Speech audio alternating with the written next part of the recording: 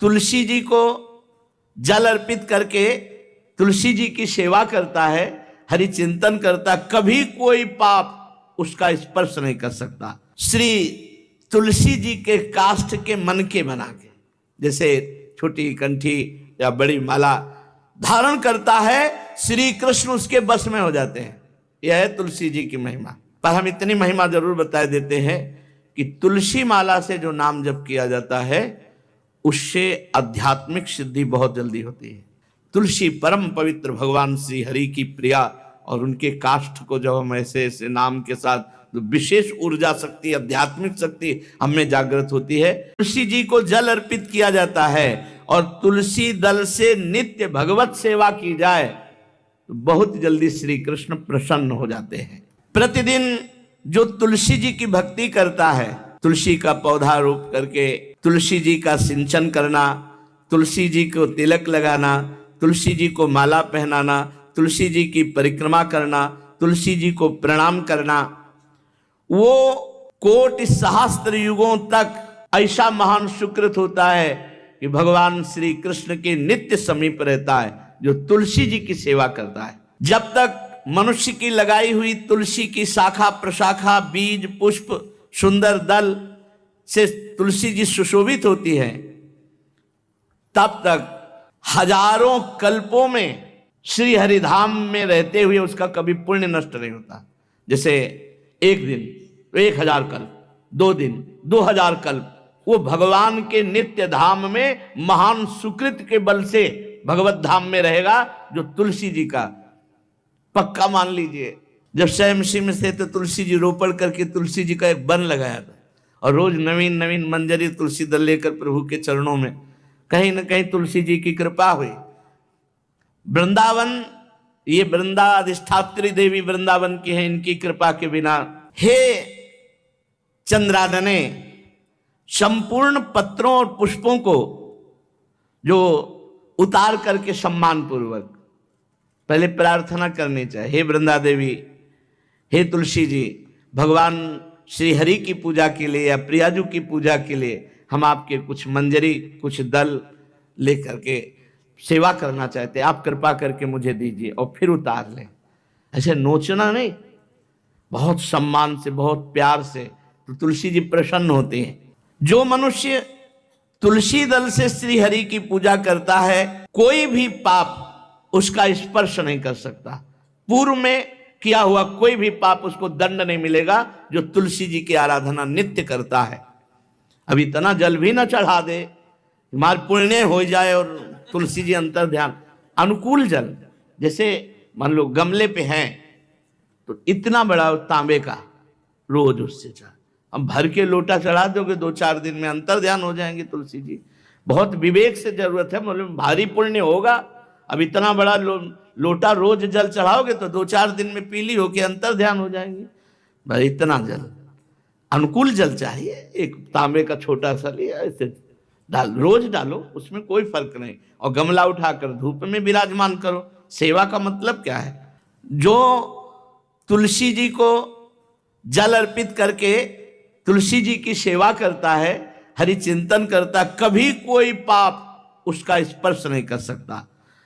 100 भार सोना, 400 भार चांदी का जो दान करने का फल होता है, वो एक तुलसी दल उतार, जो अपने द्वारा लगाई हुई तुलसी दल, वो हरि के चरणों में अर्पित करो। ये 100 भार सोना और चांदी बराबर ही नहीं हो सकती।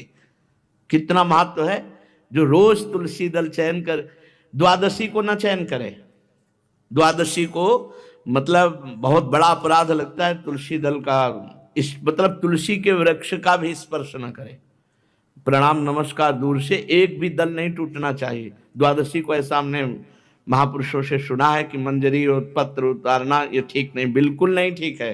ब्रह्म हत्या का फल लगता है, अगर जो पाप लगता है अगर कोई द्वादशी को तुलसी चयन, बहुत सावधानी से। जिसके घर में तुलसी का बगीचा होता है, कई पौधे होते हैं, उसको कहीं तीर्थ जाने की जरूरत नहीं, उसका घर तीर्थ है जिसके घर में तुलसी के पौधे हैं। और यमराज कभी उस घर में किसी भी मरने वाले को लेने नहीं आएंगे जिसके घर में तुलसी। लगा लो भैया तुलसी, लगा लो घर में, काहे कोई यमराज को आने दोगे? सबके घर में तुलसी। कितना सुंदर पहले था। घर में आंगन होते थे, आंगन में एक बहुत बड़ा, और फिर उसमें तुलसी जी, और फिर उसमें 2-4 नर्मदेश्वर शालिग्राम ऐसे, और फिर घर का हर व्यक्ति जल चढ़ाना, प्रणाम करना, नमस्कार करना, 4 पर। कितनी पवित्र पद्धतियां हमारी थी। जब रसोई बने पहली गाय के लिए, फिर कुछ पक्षियों के लिए, फिर कोई संत महात्मा, कोई भिक्षु, ऐसा कितना पवित्र व्यवहार। अभी यहाँ जैसे हमने देखा है, ये रसोई बन रही ना, तो धुआं नहीं खत्म होने पाता, वो ही सब अपवित्र किए हुए हैं। राक्षसी बुद्धि आती चली जा रही। तुलसी जी, ये भागवती को वस्तु है। हमें लगता है बालकनी तो होती है, बढ़िया बालकनी में एक ऐसा उठाने धरने वाला स्टैंड लोहे का रखो कि तुलसी जी को विराजमान कर दो। जिसके घर में तुलसी जी विराजमान होती है, उसके घर में यमराज कभी नहीं जाते। जो तुलसी जी का सेवन करता है, उसकी सारी कामनाएं तुलसी जी पूर्ण कर देती हैं। तुलसी जी को लगाना, तुलसी जी का पालन करना, तुलसी जी को सिंचन करना, तुलसी जी का दर्शन करना, तुलसी जी का स्पर्श करना, मनुष्य के द्वारा जो मन, वाणी और शरीर से पाप हो गए, सबको तुलसी महारानी क्षमा कर देती है, दग्ध कर देती है।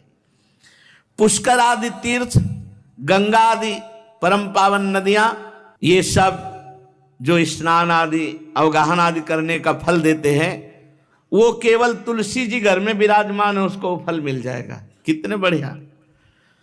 जो तुलसी जी की नवीन मंजरी प्रभु के चरणों में अर्पित करके प्रणाम करता है, वो चाहे कितना भी अपराध किए हो, वो कभी यमपुरी को नहीं देखेगा, कभी यमराज के पास नहीं जाएगा।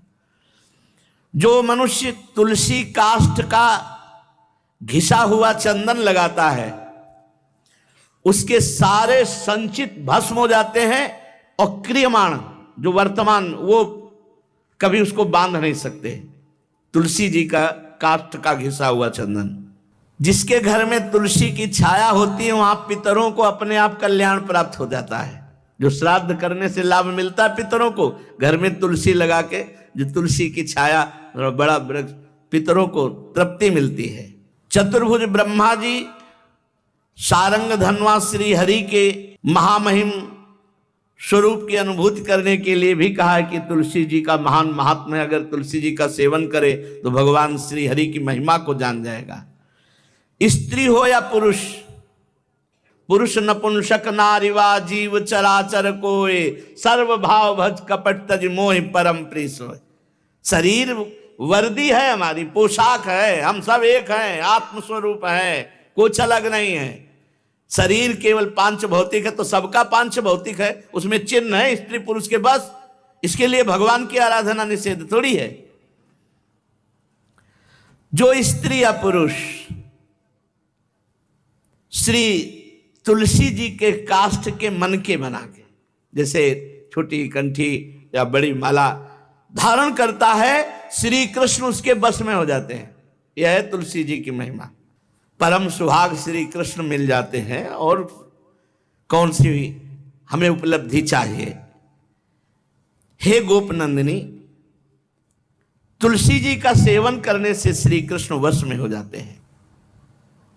जो तुलसी की माला से नाम जप करता है, काउंटर वाली बात तो स्मृति के लिए भाई है, हम निषेध नहीं करते, नहीं बहुतों के भजन बंद हो जाएंगे, पर हम इतनी महिमा जरूर बता देते हैं कि तुलसी माला से जो नाम जप किया जाता है, उससे आध्यात्मिक सिद्धि बहुत जल्दी होती है।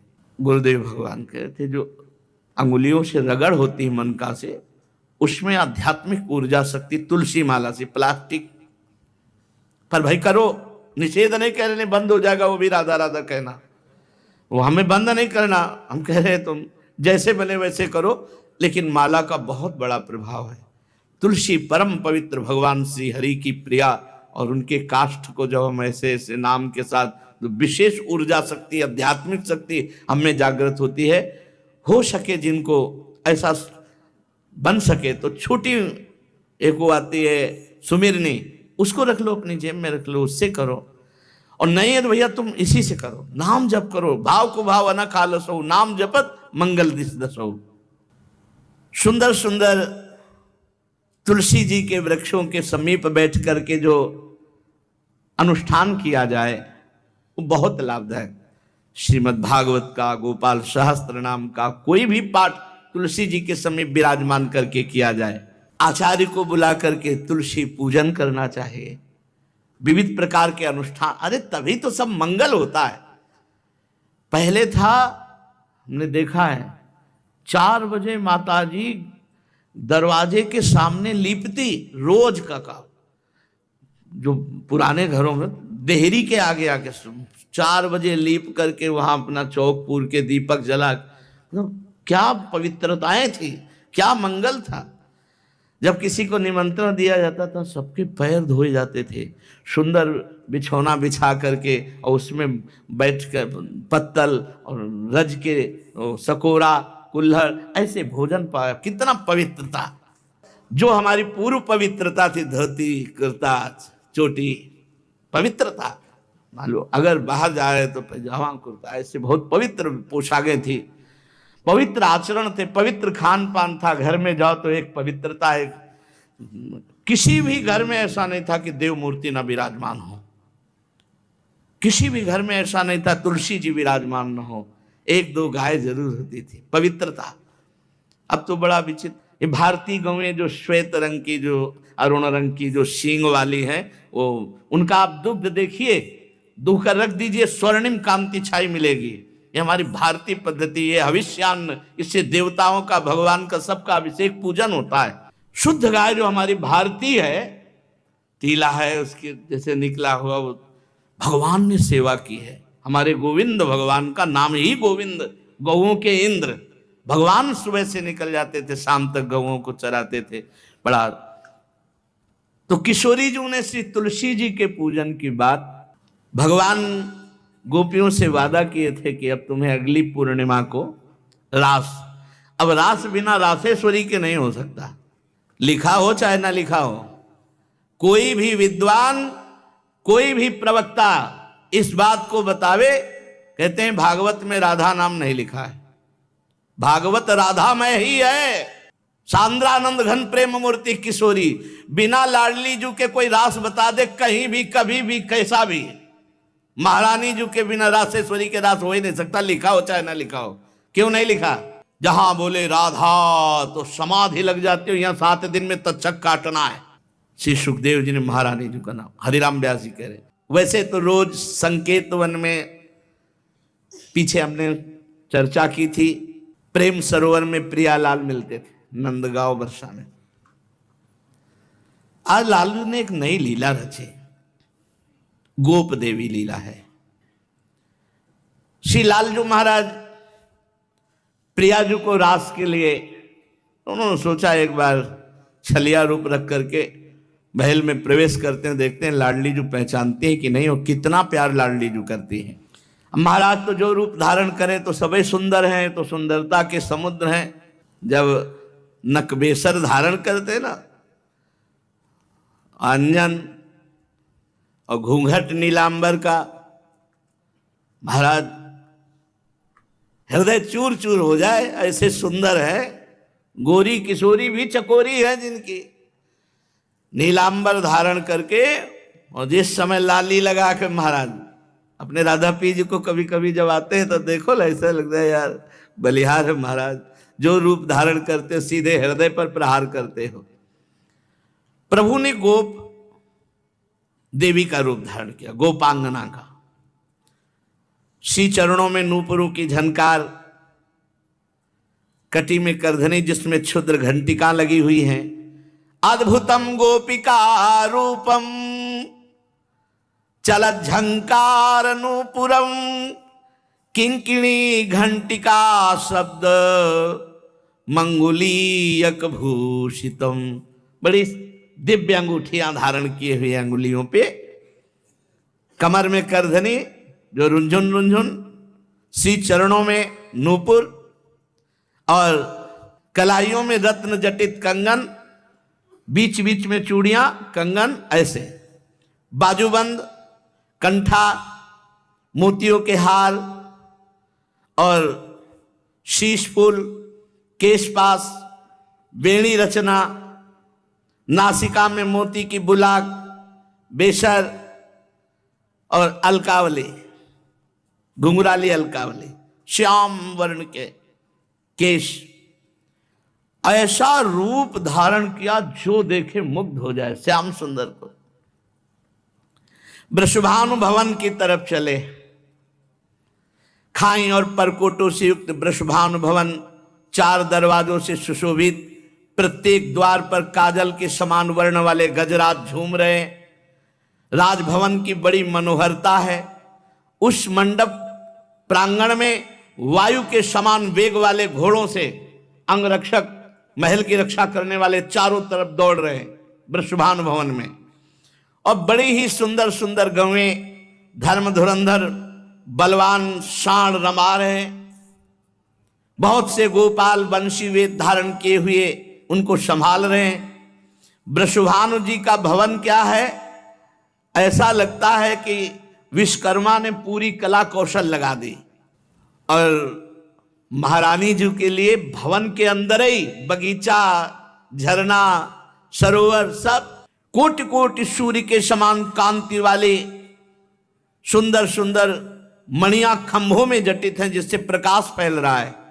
रत्न मंडित आंगन, बहुत से रत्न स्वरूप भूमि पे जटित हैं और वहां वीणा, ताल, मृदंग आदि बाजे बजाती हुई बहुत सी मनोहर सखियां फूल छड़ी लिए हुए दरवाजे पर खड़ी हैं, संगीत बज रहा है।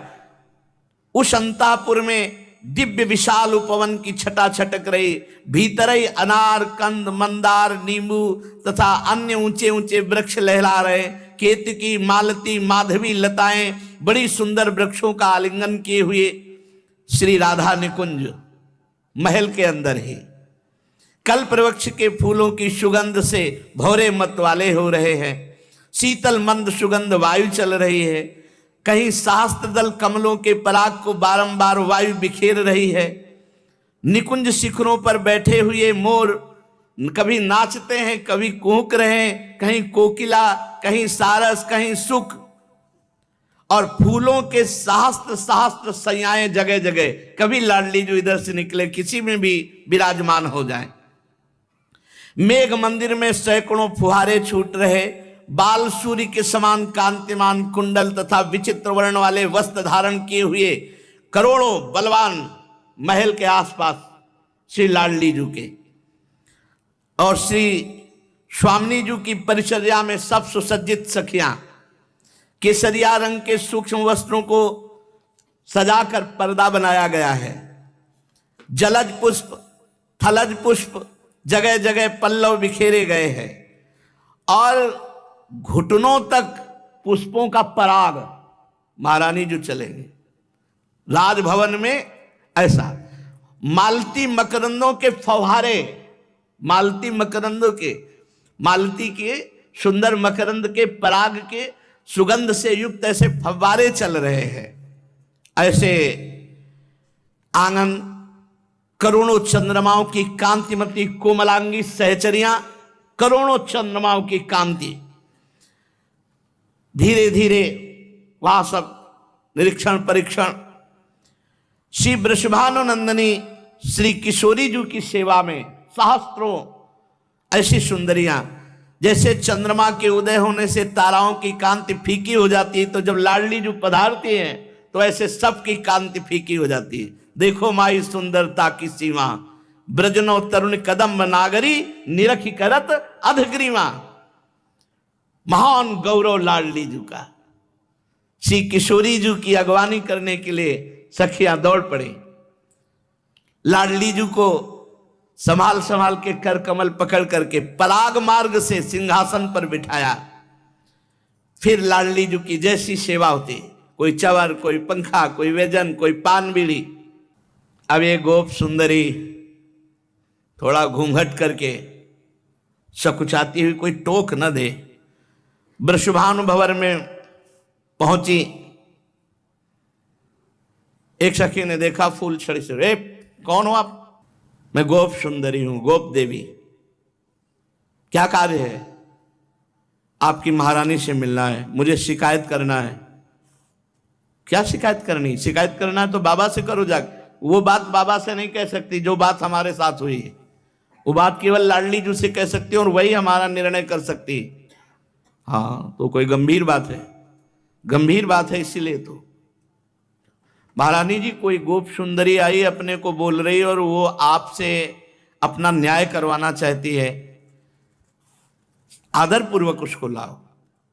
पुष्पों के पावड़े जहां थे वहीं से गोप सुंदरी को घूंघट इतना किए हुए हैं, क्योंकि लाडली जी के सामने नेत्र चपलता इनकी खुल जाती है, तो इतना घूंघट किए हुए हैं।